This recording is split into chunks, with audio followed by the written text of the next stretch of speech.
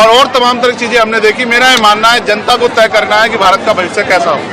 अगर भारत को east India company जैसा गुलाम बनाना, अडानी अंबानी का गुलाम बनाना है, शायद आपका चैनल दिखा ना पाए। अगर अडानी अंबानी का गुलाम बनाना है देश को, तो वो भारतीय जनता पार्टी को वोट कर दें, और अगर देश को स्वतंत्र बनाए रखना है तो फिर सोच समझ के वोट करें।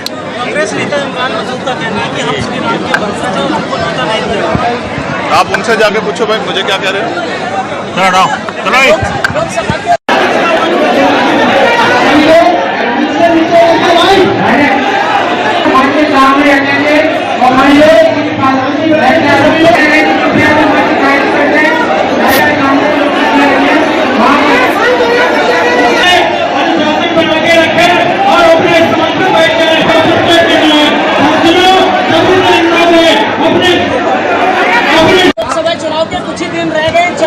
आपको क्या लग रहा है कि गठबंधन की सरकार और इस समय वर्तमान की सरकार में कौन आगे रहेगा?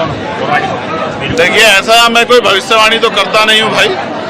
जो मेहनत करेगा, अच्छा काम करेगा, जनहित के मुद्दों पे जनता के बीच रहेगा, और जो जनता के विश्वास को जीतने काम करेगा, जनता उसको वोट देगी। और हमारा ये प्रयास है कि जहाँ जहाँ आजाद समाज पार्टी लड़ेगी, वहाँ आजाद समाज पार्टी चुनाव मजबूती से लड़े और जीते। शंकराचार्य जी ने कहा है कि जो 22 तारीख में कार्यक्रम हो रहा है वो संतों का कार्यक्रम नहीं है, इसमें राजनीति नहीं। ये 22 तारीख का कार्यक्रम भारतीय जनता पार्टी का कार्यक्रम है। धर्म किसी विशेष व्यक्ति, किसी विशेष दल का नहीं होता। इसलिए मैं ये समझता हूँ कि भारतीय जनता पार्टी को अपनी इस धर्म की राजनीति से ऊपर उठ के देश के बारे में सोचना चाहिए। अच्छा, जिस तरह से बहुजन समाजवादी पार्टी जब मिलेगा तभी बता पाऊंगा, बिना निमंत्रण के कोई का बात कहनी आसान नहीं। मैंने कहा जब निमंत्रण मिलेगा तब मैं इस पर अपनी बात रखूंगा। बनाने की बात सामने आई है, किस नजरिए से देख रहे हैं आप? मेरे सामने नहीं आई, बन जाए तो बहुत अच्छा है। अच्छा, जिस तरह से बीएसपी के जो आकाश आनंद हैं, उन्होंने अपना एक नंबर जारी किया है कि ट्वीट कर कर लोगों को जोड़ रहे हैं, तो किस तरह से देखते हैं कि एक जिस तरह से उत्तराधिकारी बीएसपी में आकाश आनंद होते आ रहे हैं? अच्छा होता वो एक ऐसा नंबर भी देते जिस नंबर पे जिन वर्गों ने उनको लंबे समय से वोट दिया और आज भी उनकी बहन बेटियों का रेप हत्या होती है, उनको कुचला जाता है, उनकी हत्या होती है, वो उनसे भी अपनी पीड़ा पे उनसे बात कर पाते। ऐसा नंबर भी उनको जारी करना चाहिए। अभी आपने कहा कि एमपी में बीएसपी ने आपके वोट डाले, जिससे पार्टी की जगह चुनाव हारी, तो क्या यूपी में लोकसभा चुनाव में और भी जगह खतरा देख रहे हैं बीएसपी से? नहीं, मैं खतरा नहीं देख रहा हूँ। मैं समझता हूँ कि धीरे धीरे बदलाव होता है, परिवर्तन प्रकृति का नियम। मैंने आपको जो बात कही, मैं तथ्यों के साथ कहा मैंने आपको, आप चेक कर लीजिए, मेरी कहीं कोई बात झूठ नहीं होती। मैंने राजस्थान में आपको बताया कि अगर कई सीटों पे हमारे वोट नहीं काटे होते तो हमारी पार्टी वहाँ विजय होती, हमारे एमएलए वहाँ जनता की आवाज उठा रहे होते।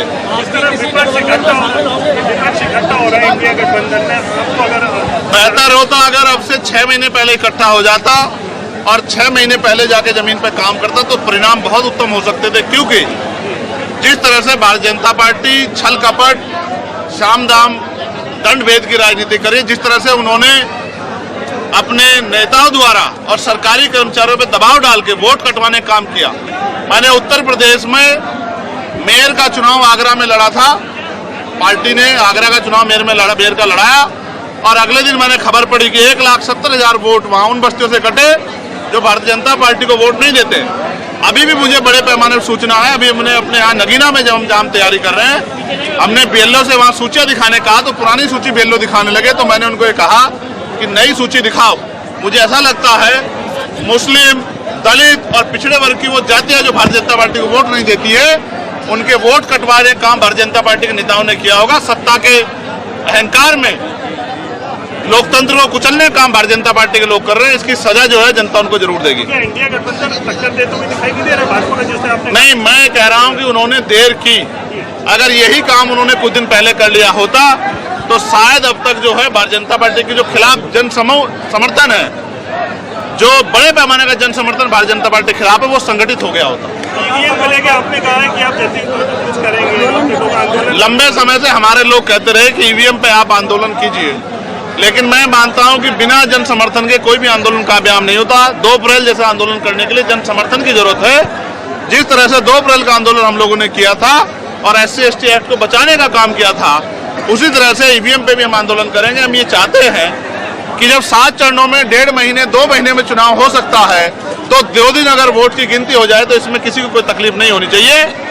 अगर वोट के जो लोकतांत्रिक देश है, अगर वोट किसको गया, इस पे लोगों को संशय है, शंका है, इसको इलेक्शन कमीशन को दूर करना चाहिए। Election commission Bharatiya Janata party की भाषा बोल रहा है, इसलिए हमें शक है कि ईवीएम के द्वारा वोटों की चोरी की जा सकती है, ईवीएम बदली जा सकती है, हेराफेरी हो सकती है। हम अपनी वोटों में हेराफेरी नहीं चाहते। यूपी में सपा सबसे बड़ी विपक्षी पार्टी है, अखिलेश यादव से कोई बात हुई है? मेरी बहुत अच्छी बातचीत लगातार होती रहती है और हमने मिलकर उत्तर प्रदेश में काफी लंबे समय से 2022 के बाद काम किया है और मेरा मानना है जो रिश्ते अच्छे हैं वो अच्छे रहे। लेकिन आपने जिस तरह से एक बात कही मंच से कि हम धर्म की बात नहीं करते, हम छुआछूत और जाति की बात करते हैं, आपने धर्म का कोई विरोध नहीं किया, लेकिन समाजवादी पार्टी के एक नेता है जो धर्म को लेकर के विरोध करते हैं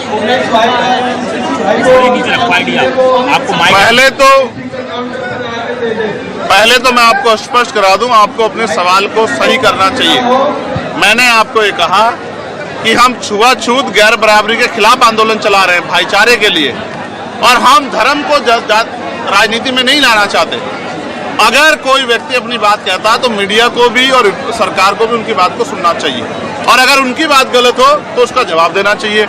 सिर्फ किसी को गलत साबित करने के लिए जवाब देना ये मेरा काम नहीं।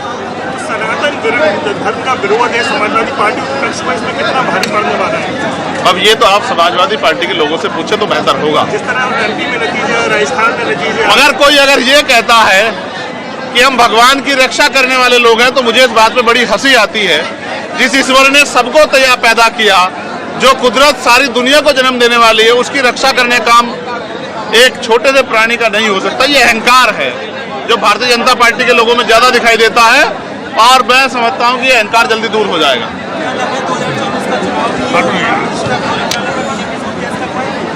मैं फिर आपसे कह रहा हूं कि जनता समझदार हो रही है।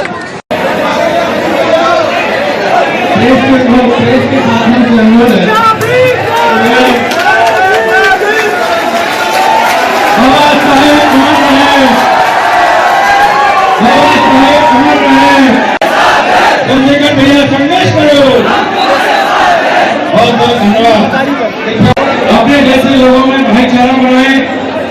जो बहुजन समाज की 6,743 जातीय लोग होते वह लोग अपनी कौम के लिए, अपने समाज के लिए काम, हमारे हितों के लिए कार्य करेंगे। वोटों से सरकार बनती है,